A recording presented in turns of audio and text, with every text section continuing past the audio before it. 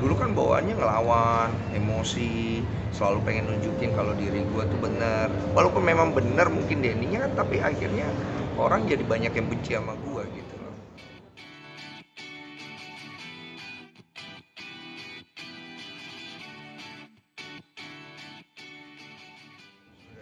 Gue tuh pernah mengalami masa-masa yang berliku-liku. Waktu gue muda emang gue bandel, terus juga gue banyak bikin salah. Ya, gue tidak mau membebani orang lain dengan apa yang gue bikin, dan gue terima itu semua. Gue sekarang mungkin ada di titik yang nggak kepengen apa-apa sih sebenarnya jadinya. Karena buat gue apa yang gue punya sekarang dalam hidup gue itu udah berkat luar biasa dari Tuhan. Sebenarnya gue sekarang lebih fokus gimana caranya tiap hari tuh gue bisa jadi Denny yang lebih baik sih sebenarnya. Kalau profesi apa, gue yakin nih suatu hari nanti masanya akan lewat nih gue. Orang nggak akan laku, udah mungkin bisa aja gue kena hujat, kena masalah dan lain-lain. Ya sekarang yang gue fokus buat diri gue tetap bisa memperbaiki diri gue, minta bimbingan. Kedua, gue bisa jadi suami. Karena gue belum pernah nih menjalani kehidupan ini sebelumnya. Bagaimana sih jadi suami yang tanggung jawab? Pasti kan tidak lepas nih dari lika-liku, dimana gue nikahin seorang wanita, perjalanannya akan panjang, gak ada yang pernah tahu. Jadi kalau ditanya buat gue pribadi, hari demi hari aja deh, ngeflow aja, itu aja sih. Versi lebih baik menurut lu tuh gimana sih? Versi lebih baik itu gue nggak kayak dulu lagi lah, nggak ngelakuin suatu hal dengan emosi. Terus gue juga lebih bisa bersikap santai terhadap masalah. Terus juga gue bisa bersikap santai juga terhadap suatu hal yang gue gak suka. Kalau dulu kan gue enggak, bawaannya panasan orangnya.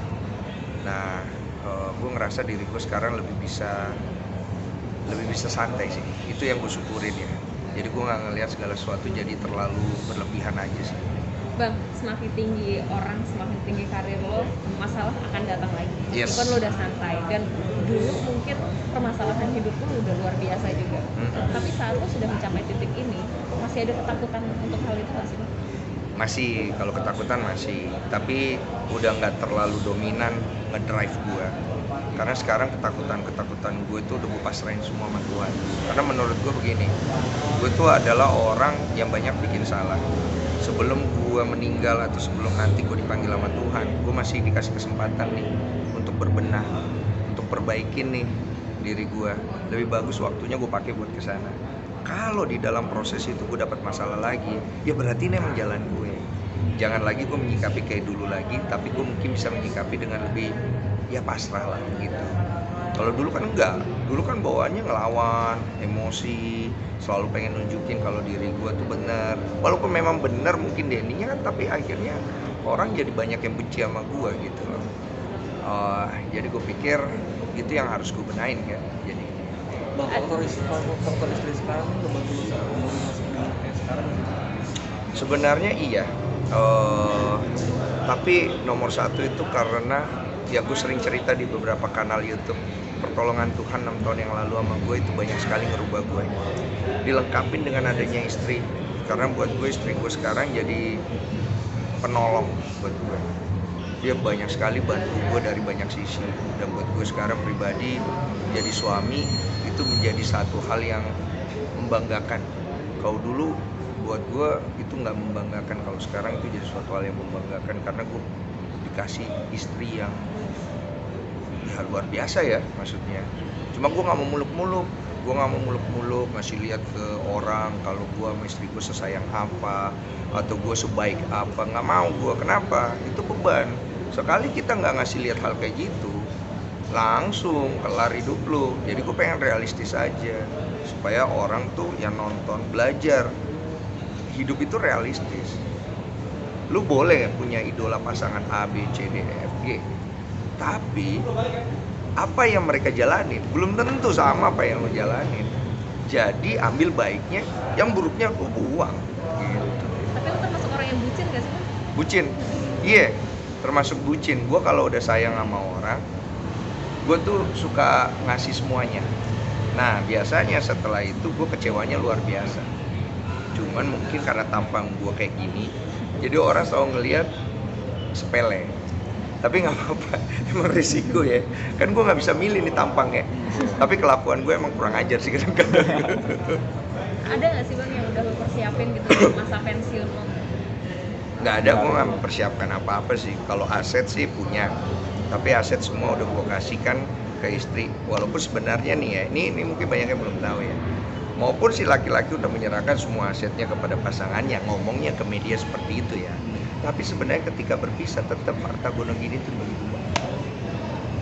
Tetap dibagi dua. Peraturannya emang gitu sebenarnya. Cuman kalau gue berpesan dari mulut gue bahwa apapun yang gue punya sekarang itu punya istri dan anak-anak nanti. Karena gue pribadi pengen jadi laki-laki yang nanti kalau ada apa-apa ya gue berdiri sendiri dengan baju ini.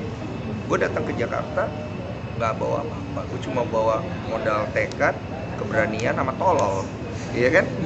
Gue jalan sama itu gitu. Toh akhirnya nanti gue pulang, ya gue nggak bawa apa-apa gitu. Paling nggak gue bangga, gue laki gitu loh. Gue nggak minta, nggak seperti omongan orang. Wah dia ini mau kondo, mau nikahin anak orang kaya, mau ini.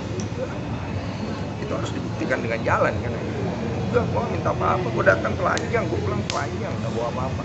Dari image itu Bang, yang disebut-sebut tadi itu semuanya gitu, dari image playboy lo apa segala macam lo itu lah. Emang playboy? Iya.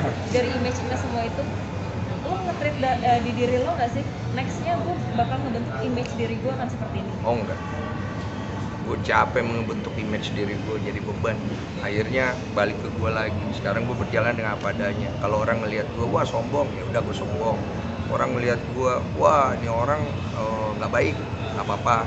Orang ini baik, ya bodo amat juga. Karena gue sekarang nggak mikir bahwa segala sesuatu itu akhirnya jadi beban bagi gue.